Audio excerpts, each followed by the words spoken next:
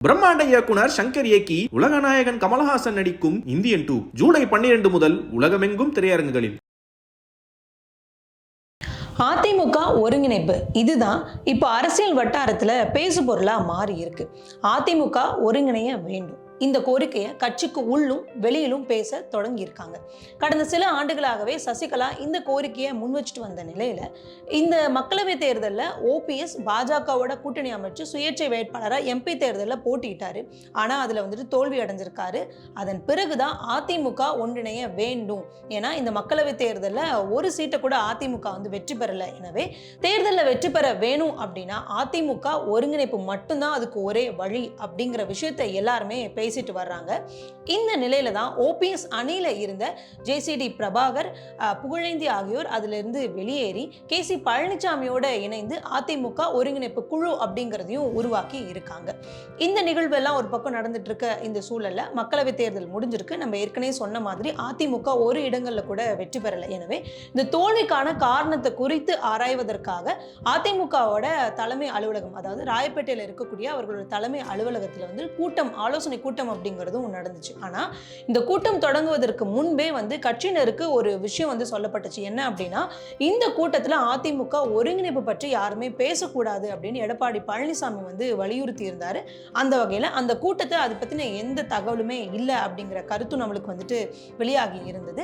மேலும் பலருமே வலுவான கூட்டணி அமைச்சிருந்தா இந்த தேர்தலை நம்ம வெற்றி பெற்றிருக்கலாம் அப்படிங்கிற கருத்தை முன் வச்சிருக்கிறாங்க.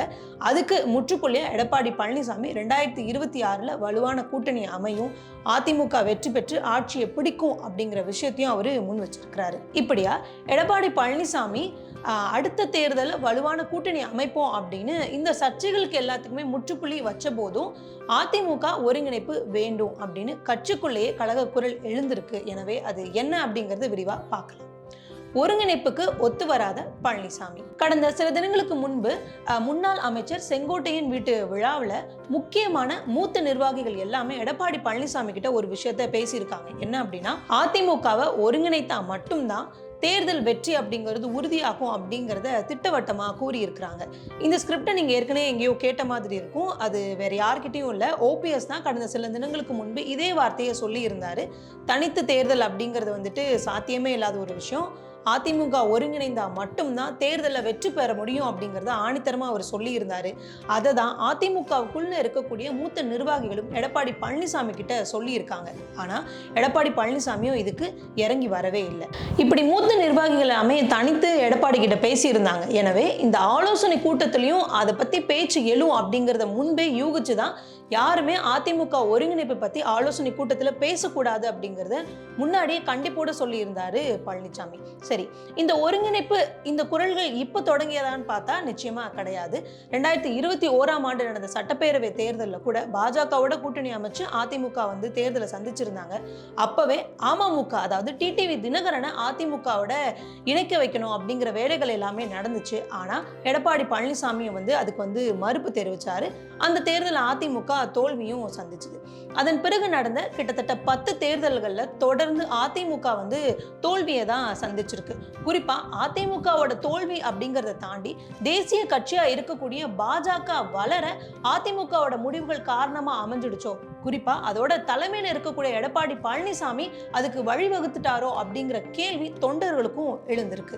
இன்னும் சொல்ல வேணும் அப்படின்னா, கோவை அப்படிங்கிறது அதிமுகவோட கோட்டை. ஆனா அதுலயுமே கூட இந்த மக்களவை தேர்தலில் அதிமுக 3ஆம் இடத்துக்கு தள்ளப்பட்டிருக்கு. இப்படி எடப்பாடி பழனிசாமியோட முடிவுகள் தொடர்ந்து சறுக்கலை தான் சந்திச்சிருக்கு. எனவே ஒருங்கிணைப்பு குரல் அப்படிங்கிறது இத்தனை நாளா வெளியில இருந்து வந்துட்டு இருந்தது. இப்போ கட்சிக்குள்ள, குறிப்பா மூத்த நிர்வாகிகளே அதை பற்றி பேசுவதற்கான சூழலையும் அதுதான் அமைச்சு கொடுத்திருக்கு. தேர்தலில் தோல்வியை தவிர்க்க ஒருங்கிணைப்பு தான் ஒரே தீர்வு அப்படின்னு மூத்த நிர்வாகிகள் சொல்லியுமே ஏன் அதை எடுத்துக்க தயக்கம் காட்டுகிறாரு எடப்பாடி பழனிசாமி? அதற்கு அவர்கிட்ட இன்னொரு திட்டம் இருக்கு அப்படின்னு சொல்றாங்க அவருடைய ஆதரவாளர்கள். அப்படி என்ன திட்டம்? திமுக இந்த தேர்தலில் வெற்றி பெற முக்கியமான காரணமா இருந்தது என்ன அப்படின்னா, அவங்க அமைச்ச கூட்டணி தான். ஒருவேளை அதிமுகவும் அப்படியான பலம் வாய்ந்த கூட்டணியை அமைச்சிருந்தா நிச்சயமா அதிமுக வெற்றி பெற்றிருக்கலாம் அப்படிங்கிற விஷயத்த நிர்வாகிகள் ஆலோசனை கூட்டத்திலையும் சொல்லி இருந்தாங்க. அதன் பிறகுதான் 2026 வலுவான கூட்டணியை அதிமுக நிச்சயமா அமைக்கும் அப்படின்னு எடப்பாடி பழனிசாமியும் சொல்லி இருந்தாரு. அப்படி யாரோட கூட்டணியை அதிமுக அமைக்க வாய்ப்பு இருக்கு? ஏற்கனவே தேமுதிக அதிமுகவோட கூட்டணியில தான் இருக்கு.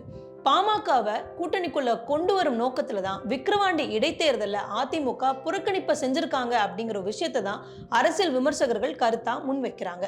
அதற்கு மேலும் வலு சேர்க்கும் விதமா தான் பாமக நிறுவனரான ராமதாஸ் அவர்கள் அதிமுக தொண்டர்கள் உங்களோட ஓட்டை வேஸ்ட் பண்ண வேணாம், பாமகவுக்கு வாக்களிங்க அப்படின்னு பேசியிருந்தாரு. எனவே வரும் தேர்தலில் அதிமுக பாமக கூட்டணி அமைக்க போகுது அப்படிங்கிறதுக்கான ஒரு முதல் படியாக தான் இவங்களோட பேச்சுக்கள்லாம் இருக்கு அப்படிங்கிற கருத்துக்களும் முன்வைக்கப்படுது.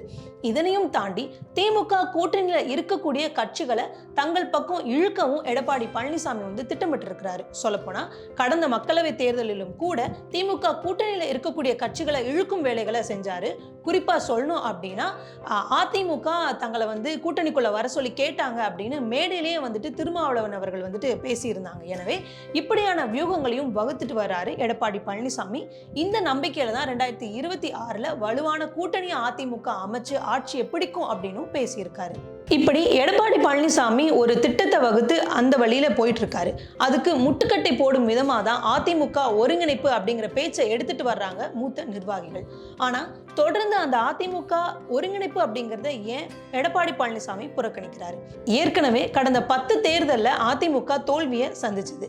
அப்போ தலைமையில இருந்தது யாரு அப்படின்னா எடப்பாடி பழனிசாமி தான்.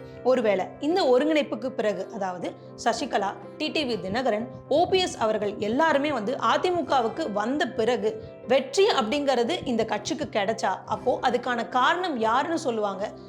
புதுசா சேர்ந்தவங்களை தான் எல்லாருமே சொல்ல போறாங்க. எனவே முன்பு அதிமுகவோட தலைமையா இருந்த எடப்பாடி பழனிசாமிக்கு அது மேலும் பிரஷரா தான் அமையும். எனவே இந்த விஷயத்துக்காக தான் அவங்கள உள்ள சேர்க்க வேணாம் அப்படிங்கிற விஷயத்த தொடர்ந்து எடப்பாடி பழனிசாமி சொல்லிட்டு வராரு.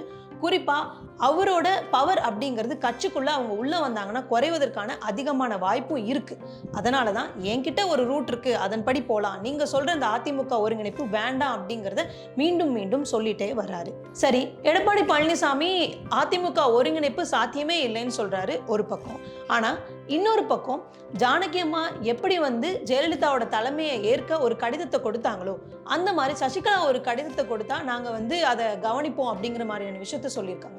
அப்போ சசிகலா உள்ள வரதுல எடப்பாடிக்கு பிரச்சனை இல்லையோ அப்படிங்கிற கருத்தும் முன்வைக்கப்படுது. எப்படி இருந்தாலும் சசிகலா தான் எடப்பாடி பழனிசாமியை முதல்வரா அறிவிச்சிருந்தாங்க. எனவே அந்த ஒரு விஷயம் அப்படிங்கிறது சாஃப்ட் கார்னரை சசிகலா மேல எடப்பாடிக்கு இருக்கிறதுக்கான வாய்ப்புகளும் இருக்கு. அது மட்டும் இல்லாம ஒருவேளை சசிகலா உள்ள வந்தாலுமே கூட அவங்க எதிர்பார்க்கறது என்னவோ கட்சி அதிகாரமா தான் இருக்குமே தவிர ஆட்சி அதிகாரத்துல அவங்க தலையிட மாட்டாங்க அப்படின்னு நம்புறாரு எடப்பாடி பழனிசாமி. ஆனா டிடிவியோ இல்ல ஓபிஎஸ்ஓ உள்ள வந்தாங்கன்னா அவங்க நிச்சயமா ஆட்சி அதிகாரத்தை அவங்க கேட்பாங்க. எனவே இந்த விஷயத்துக்காக தான் சசிகலா மேல ஒரு சாஃப்ட் கார்னர் எடப்பாடிக்கு இருக்கு அப்படிங்கிற விஷயத்தையும் பலரும் முன்வைக்கிறாங்க. ஆனா அதிமுகவை பொறுத்த வரையிலும் எடப்பாடி பழனிசாமியோட அடுத்தடுத்த முடிவுகள் அவங்களுக்கு சறுக்கலை தான் ஏற்படுத்தி இருக்கு. எனவே தொண்டர்களும் சற்றே அதிமுக மேல நம்பிக்கை இல்லாம தான் இருக்காங்க. குறிப்பா இந்த பிரச்சனையால தான் கடந்த மக்களவை தேர்தலில் பல இடங்கள்ல தொண்டர்கள் தீவிரமா வேலை பார்க்கல, அதுவே தோல்விக்கு காரணமாகவும் அமைஞ்சிடுச்சு அப்படிங்கிற கருத்தும் கூட முன்வைக்கப்படுது. இந்த தொடர் தோல்விகளால தான் வெளியில மட்டுமே கேட்டுட்டு இருந்த இந்த அதிமுக ஒருங்கிணைப்பு அப்படிங்கிறது இப்போ தொண்டர்கள் ஆரம்பிச்சு மூத்த நிர்வாகிகளும் சொல்லும் அளவிற்கு அது உயர்ந்திருக்கு. ஆனா மூத்த நிர்வாகிகள், தொண்டர்கள், வெளியிலிருந்து வரக்கூடிய இந்த அதிமுக ஒருங்கிணைப்பு அப்படிங்கிற விஷயத்துக்கு எடப்பாடி பழனிசாமி செவி சாய்ப்பாரா, இல்ல அவர் போட்ட ரூட்டுக்கே மூத்த நிர்வாகிகளை கொண்டு தலையசைக்க வைப்பாரா அப்படிங்கறத நம்ம பொறுத்திருந்து தான் பார்க்கணும். நன்றி. நான் நிவேதா, தனிமொழி.